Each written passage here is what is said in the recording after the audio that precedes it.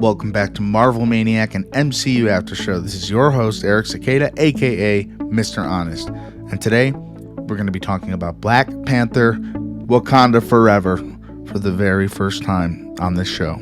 Yes, I never covered this one when it dropped. When it dropped, I wasn't actively making the podcast. I'm going to be honest with you, I've only seen it once, and it was the day it hit Disney Plus, February 1st, 2023. And that was it. If you're wondering if we've covered the first Black Panther, of course, it's episode 97. It's called Power and Legacy, a Black Panther after show. So go listen to that if you were interested. I haven't rewatched it yet, not because I didn't care or because it was too powerful. I just thought it was very powerful, like in a way I wasn't really ready to process publicly. But I don't even know what that means. with Ironheart actually premiering next week, I knew it's time, because this is where her story begins. It's also where a new chapter in Wakanda's legacy begins. So let's get into the movie. The movie opens with silence, and that silence says everything. This is a looming feeling we kind of feel over the whole movie. There's no Marvel music, no banter, just a nation and a world mourning. So in the outside world, the great Chadwick Boseman had passed, and in the inside world, we see Shuri doing everything she can to save him off screen. And we don't really know how he died. It was of a sickness, but it must have come on fast. Technically, it's just so sad. It really is using the movie to process the death. T'Challa's death isn't just written into the story, it's felt. And I have to say, the silent Marvel logo tribute at the beginning, it might be one of the most powerful moments in the entire MCU. This isn't just a movie about losing a king. It's about a sister losing her brother, a mother losing her son, and people trying to hold on to their future while grieving in their past.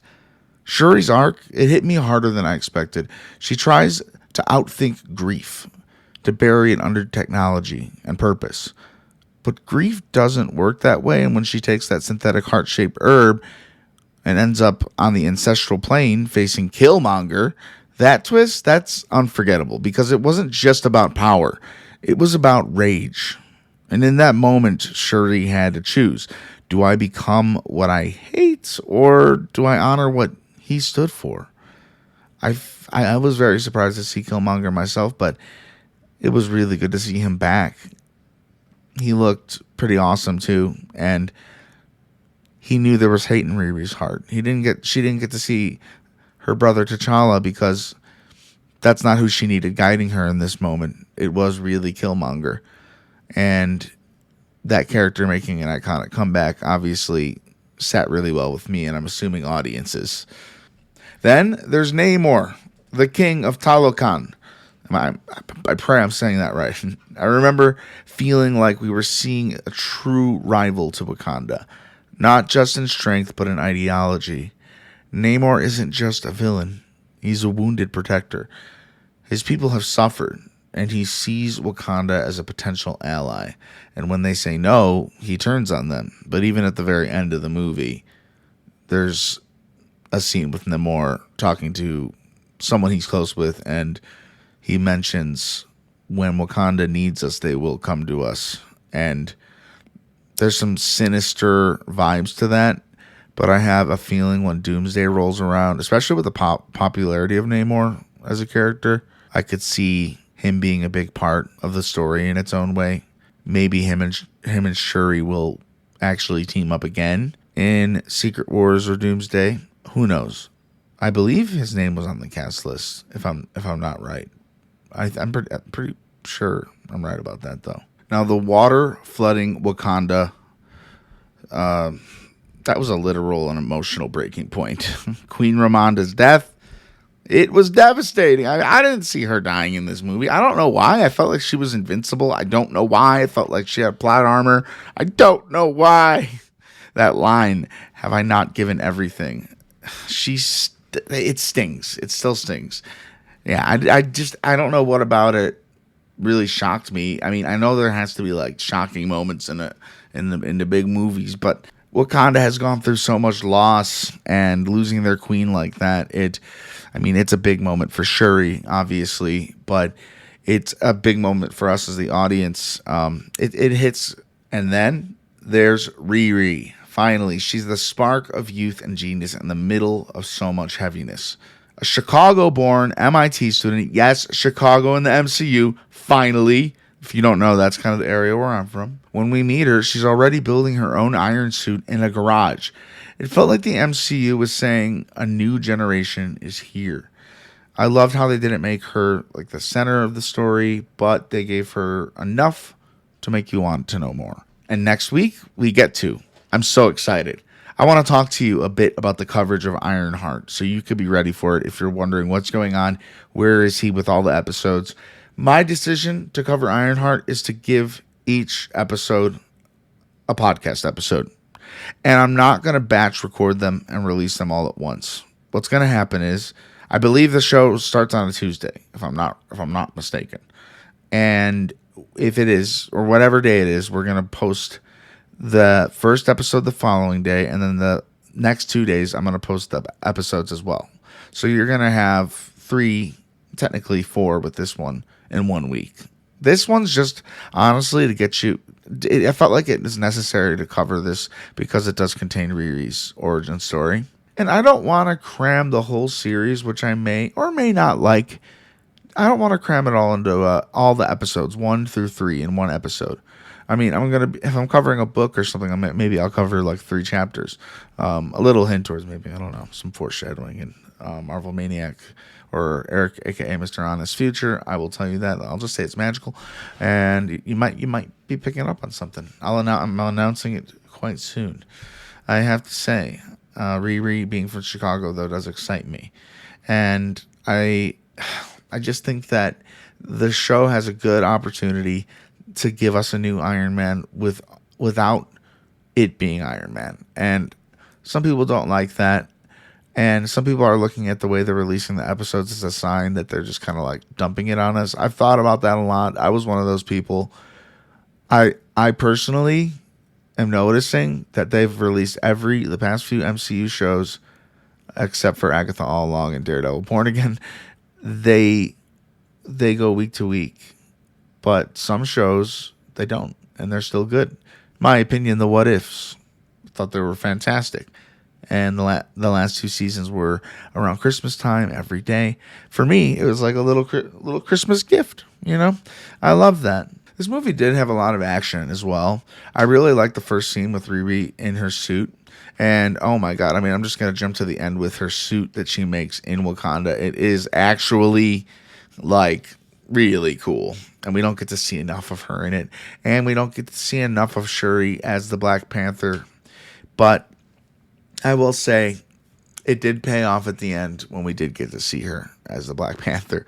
And the fact that she doesn't let RiRi keep her suit bums me out, but it also makes sense. It's kind of like at the end of like a video game going into its sequel, like you lose all your abilities that you gained in the last game. Is it like that? Let me know. MarvelManiacPod at gmail.com. One part of Wakanda Forever that doesn't really get talked about too much is the political subplot. The whole layer of global tension around vibranium. You got the U.S. trying to get their hands on it, and you've got other nations side-eyeing Wakanda's strength. And then, sneaking through the cracks, you've got Valentina Allegra de Fontaine. Yes, that Val, head of the CIA, ex-wife to Everett Ross, and a very big part in the new Avengers. And I officially call it that. I think some people have reverted to be like, let the name thing be a thing for a while. Well, Marvel cut the advertisements and made it the new Avengers from the Thunderbolts. That's what they did. I just followed suit. Martin Freeman's character, Ross, he's always been this kind of quiet ally to Wakanda. But in this movie, we see the stakes raise. He's hiding intel. He's arrested. He's literally getting played by the system that he works for. And that's a huge setup for Thunderbolts and Captain America Brave New World as well. And the fact that they're ex-lovers / I don't know if they were married, but they were together, that adds a little bit more complexity to it. I believe this is the last time we actually even see Ross, so I hope we get to see him again. I like him in the capacity of the first movie. This one, you know, it was interesting, his side of the story and getting to know his history with Val. However, we haven't seen him since. I would like to see him again. Val's presence, though, does tell us something big. Even in a story about grief and legacy, the MCU is still moving its pieces. And Wakanda, as powerful as it is now on the radar more than ever. But let me just go to a spoiler alert for Captain America Brave New World, which I'm going to assume just takes place like a couple of years after this movie. I don't really know. Maybe like in real time, the same amount of time between movies. Anyway, they find in the giant celestial coming out of the ocean. Well, it's revealed in the Captain America Brave New World that is filled with adamantium, a metal that I've heard is stronger than vibranium. It's very tied to X-Men and Wolverine himself. They've just brought it into the MCU, and I kind of like how they brought the subplot of the Eternals into it all. However, I wonder how the adamantium and the world fighting for it will... how will that affect Wakanda and the underworld sea kingdom of Namor and his people? Will they be after the vibranium still? Because I feel like everyone's going to be going on after the adamantium. So yeah, RiRi's story in this movie, it wasn't huge. It just wanted to introduce the next Iron Man, in my opinion. The fact that we've seen her get public acceptance from Tony Stark, Robert Downey Jr. himself. He's on board for Ironheart. And if it's not wonderful, if it's not the best thing, we'll talk about it. I'm going to go into it with open eyes and a blank mind and just zero expectations and see what it is. It's maybe going to be a better ride if we get to watch them so fast. But be ready for the episodes to be releasing 3 days in a row the next 2 weeks, because they're dropping episodes 1 to 3 and then 4 to 6 in the next week. So it's going to be a lot of Ironheart at once, and I'll try to make the after shows concise and shorter, just so we kind of can get through them in the best way possible and still keep it exciting. As I was saying, I may not remember every single name or beat for beat scene, but what I do remember is this feeling this movie left behind. It was heavy, and it was beautiful, and it was necessary. I always get drawn back to the beginning, and that's hard, and it's a little traumatic, but facing that in the eye is something everyone has to do one day, and it's powerful, and I think it's a positive thing that they had him die off screen and also have him die in the universe and not like leave him out there somewhere. I don't know. I think they handled it with grace. I think this whole movie was kind of an homage to him, and that's why it took so long to don the Black Panther suit as Shuri. But we do get the cool montage of them building stuff, and it's just really cool. So, in hindsight, I think I needed time to appreciate it. This movie wasn't made to entertain. It was made to heal. And it introduced a new chapter, one that continues next week. So if you're jumping into Ironheart with me, this is where her story starts, and now it's finally in our feed. Are you enjoying our episodes lately?